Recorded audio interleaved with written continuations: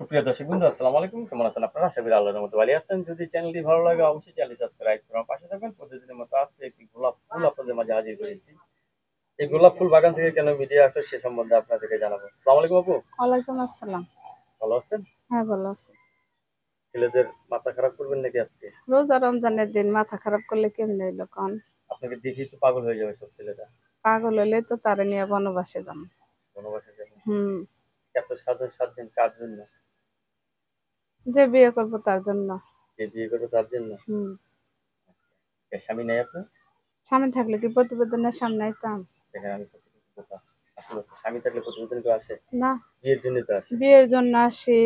মনে করেন একটু একা একা ভালো লাগে না রোজা রমজানের দিন, দিনে যেমন তেমন রাত্রে সবখানি। হ্যাঁ। বুঝেনি তো, স্বামী হইলো রোদকালের ছাতা শীতকালের খেতা। বাহ, খুব সুন্দর কথা বলছেন। তে স্বামী ছাড়া কতদিন আপনি? প্রায় 3 বছর। 3 বছর স্বামী ছাড়া? হুম। কষ্ট লাগে? কষ্ট মানে একদম খারাপ লাগে, জানেন না? একদম খারাপ লাগে? মনের মতো একটা স্বামী যদি পাইতাম তাহলে কি বারবার প্রতিবেদনের সামনে আইতাম? কারেক্ট। আচ্ছা, কেন আপনার স্বামী নেই? একটু ভেঙে বলবেন? আমার যার সাথে বিয়ে হয়েছিল সে মদ গাঁজা খাইতো, মারধর করতো। দেখেন আমার কপালে এখানে এখন একটা দাগ আছে।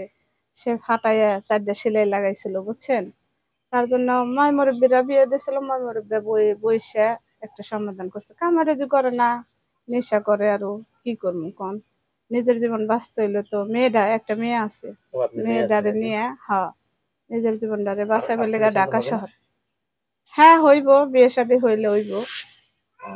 আচ্ছা, অনেকে তো বউ মারা গেছে, বউ চলে গেছে, যেহেতু আপনার আগে বিয়ে হয়েছিল, তারা যদি আপনাকে ভালোবেসে বিয়ে করতে শোনেন, চায়? যদি কেউ বউ মারা যায় বা বউ চলে যায় বা বউর কাছে কোনো সুখ শান্তি পায় না, আমি ওরকম একজনই চাই।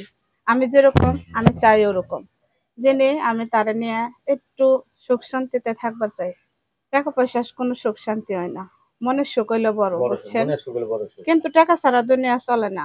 মেয়েটারে নিয়ে ঈদের সামনে রমজান মাসে বুঝেনি তো কতটা কষ্ট করতেছি। মেয়েটা জিনিস। মেয়েরে এক সেট জামা কাপড় এখনো বানাই দিতে পারিনি, বুঝছেন? প্রবাসীরা তো অনেক হেল্প সহযোগিতা করে, কিন্তু গরিবদের কমই করে। যারা সৌন্দর্য দেখে, জাগো মানে ফ্যাশন ফ্যাশন বেশি দেখে, তাগো হেল্প করে বেশি, তাগোর সাথে সম্পর্ক করে বেশি। গরিব অসহায়ের পাশে তারা কম খাড়ায়।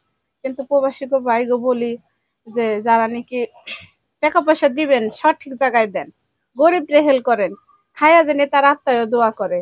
এই রমজান মাসে 10 টাকা দান করলে 1000 টাকা পাইবেন, আখিরাতে আপনাকে ওই টাকা পয়সা থাকবো। আপনার মেয়ের জন্য কেনাকাটা করেন নাই? না ভাই, আমার মেয়ের জন্য এখন আমি কেনাকাটা করা পারিনি। আমার মাটাও এখনো একটা কাপড় দিতে পারিনি, বুঝছেন? যদি দয়া করে কেউ আমার পাশে খাড়ান আর যদি হেল্প করেন, আমার ইমো নাম্বারও আছে, আমি সব দিকেই তার সাথে সম্পর্ক করব।